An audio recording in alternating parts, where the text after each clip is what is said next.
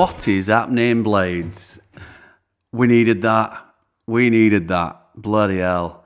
I have never cheered on Stoke more. Well, obviously, but I thought they edged it. I thought they deserved it, to be fair. And I were about to tweet, because I thought it would have been true. Whatever happens at the end of this game could well define our season. Boro have been second best all that game, in my opinion. And if they'd have nicked a winner against the run of play, I think you know that destiny's against you. But for Stoke to hold out, and to be fair, you could argue it other way, couldn't you? Because I thought they deserved to win, and there were a couple of chances there at end where I thought they were going to win. But bloody hell. Unexpected, that's why it feels so good. I knew they were on a good run of form, but did I really think they'd take anything from Riverside? No. They are. Let's hope we do go up, because I think they'll be a force next year. They were saying on commentary, the awful Leandri commentary. He's shocking, and he hates us.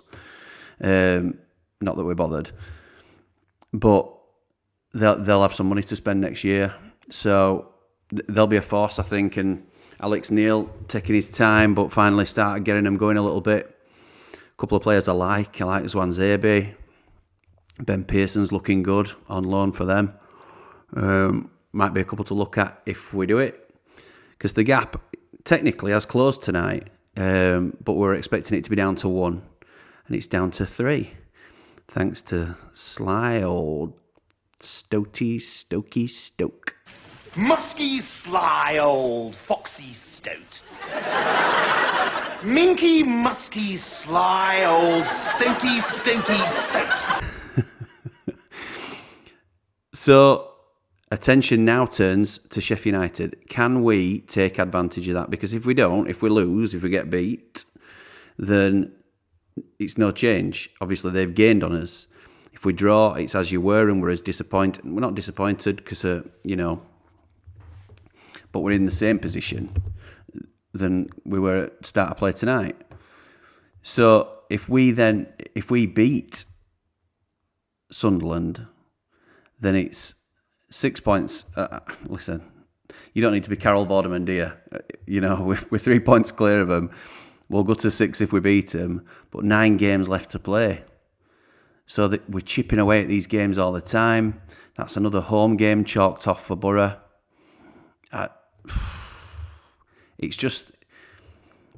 It's part of the roller coaster, innit? This is, how down I were after that Luton game. And listen, we've done nothing yet. We are still, for our end of the bargain, the Blades, we are in a shocking run of form. Are very, very, very patchy.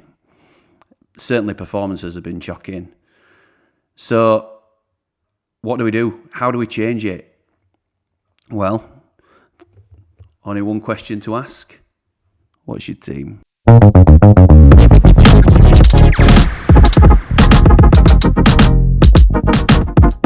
So my team, as promised, looks very different to how Hecky has been setting up, and this will not be the team he sets up with. I'll be amazed if he goes with anywhere near these sort of changes. So, usual, Wes in goal, who has been patchy himself, I think, recently, but is our best keeper, no argument. Anel, who I thought looked decent on Saturday. He lost his man for goal. I've not seen it back, so I can't. That's just what I heard on radio. On way back that somebody had said it. I haven't watched it back because I don't watch it back when we lose. I am that immature, and my teddies are still out of the cot. Egan's in the middle, obviously. I'm bringing Kieran Clark in. Now, I know Jack Robinson's been doing okay. I think for games like this, you need leaders, and I'm not saying he doesn't lead by example, but Clark is an experienced Premier League defender. I'm not saying he's still of a Premier League standard, but the experience he's got, the cool head, they're a decent-sized team, Sunderland, and I think we'll need that at the back. We'll need to steady the ship. I think last time he were fit and he played a full game, he went man at match. So, yes, Robinson's been playing okay, Yeah, I think Robinson had a very good couple of games, and then he's had a couple of very average games. So we can't ride his performances to keep Kieran Clark out of the team for me. But Eki will play Robinson. So those of you that love Robbo, don't worry about it. This is just my team. Georgie Baldock, who I've been crying out for, and I know a lot of you have as well. Georgie gets back in the side. His passion, his desire is solid. Is solid. I think with Baldock, you're guaranteed a 7 or an 8 every single time. With Jayden Bogle, it's a 6 or a 9. So it's what risk you're willing to take. And for me, Baldock is the steadier of the two. We know he's better defensively, or certainly that's widely talked about. Bogle, arguably, and probably rightly so, is better going forward, certainly for end product. But I've still got Bogle in my team, as you'll see. And I pinched this from Darren Smith. Now, when I do lineups, hand on heart, I don't look at anybody else's. And I go with genuinely what I think. But this one, I have to confess, popped up on my timeline with Bogle as a left wing back. And I thought, thank you for giving me a reason to drop Max Lowe. Because Max Lowe has been appalling. And I pull no punches with that. We haven't got a like-for-like replacement that's ready to go. I don't know how far Ender is away, but he's not been on the bench. Reece is the boy, but he's had a setback apparently. So this is where we are.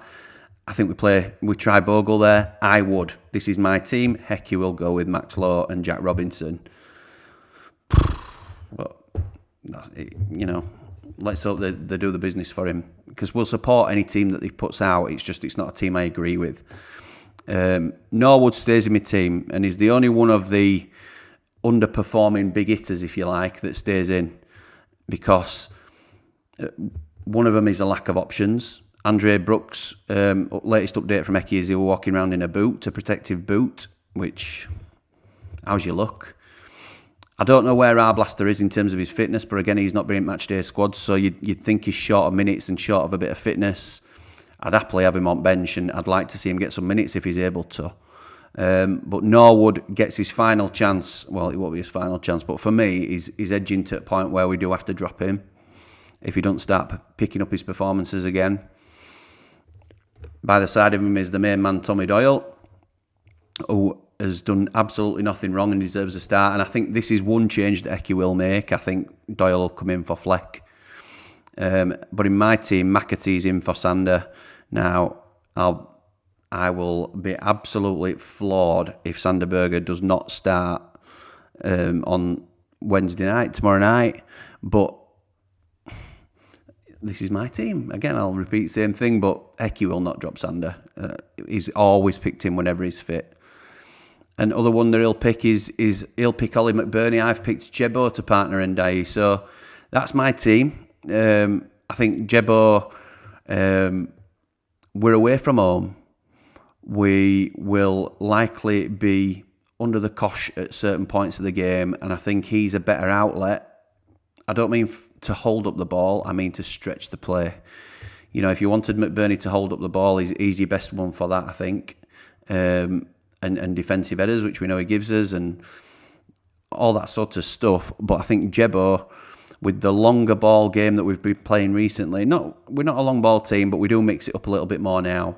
Rather than hitting long balls to Billy Sharp and Ollie McBurney, who can't run, either of them, really, let's be right. I would rather we had Ndiaye and Jebison chasing. But that would be my pick for a side. We'd then have a packed bench of McBurney and whoever. I'm going to say Fleck, but well, sorry, Scottish hero. I can't do it with a straight face at the moment. But whatever team he puts out, we will 100% be behind him. And I can't. That was so unexpected tonight. Don't bet against us getting 3 points. Don't bet against this being the kick up the arse that the team has needed. And I just hope to God it is, because 6 points clear. Obviously, they get the extra league game before the international break. Boro play Preston, who are decent actually. Preston have still got an outside chance at playoffs, so don't count them out either. But if we beat Sunderland, and we go 6 points clear of them, we're guaranteed, obviously, even if we draw at Sunderland, we're guaranteed to go into international break second. We've still got that tough away game at Carrow Road to come after this, and then we've still got to go to Burnley. After that, if we can retain any sort of lead over them, if final whistle goes at Turf Moor and we're still in second place, I fancy us. I really fancy us. We could do without the headaches. 13 points clear. Why can't we ever do it easy? Ever. Just one very quick one to finish on. This is Off the Pitch.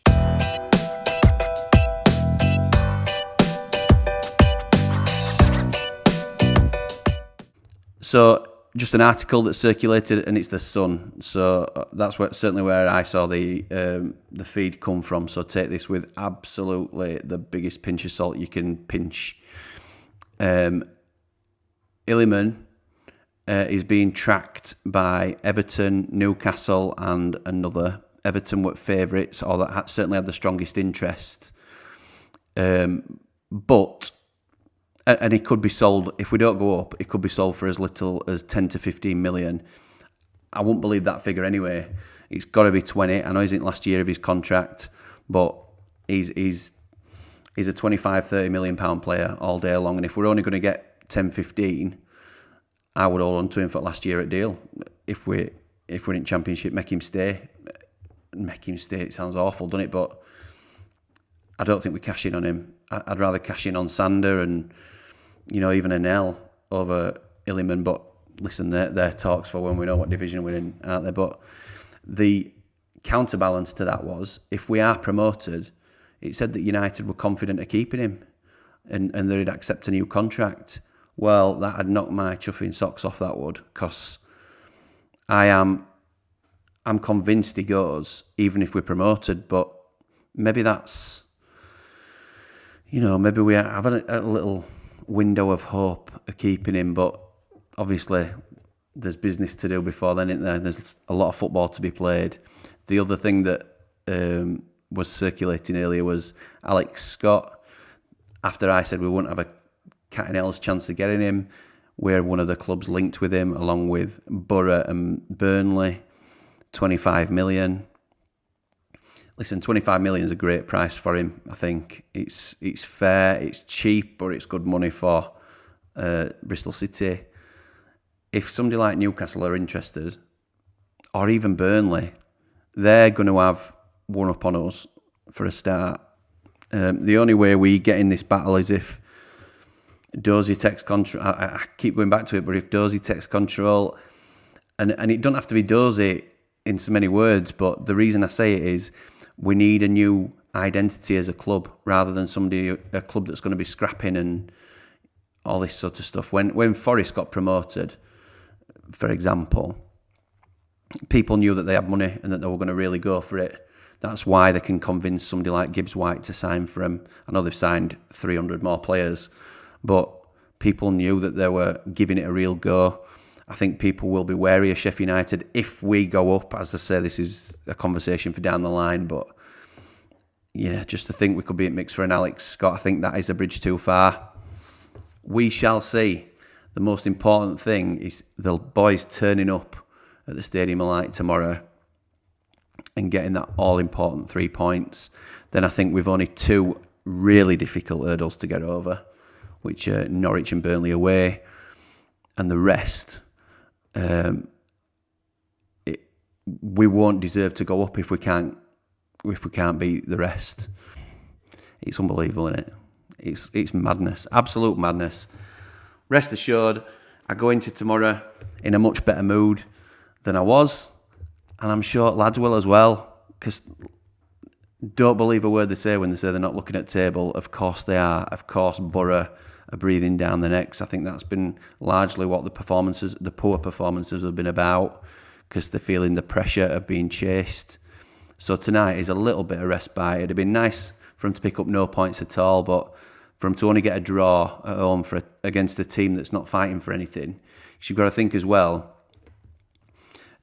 we'll all play teams now that majority of them still have something to fight for.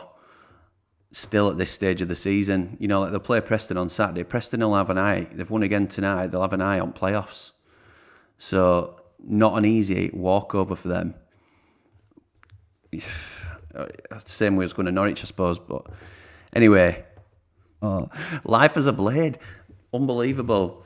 So hopefully this weekend I don't buy a yacht or a Ferrari because we'll have won, and we can go into the Blackburn game relaxed and just enjoying being second in table. Come on, you red and white wizards. Up the blades.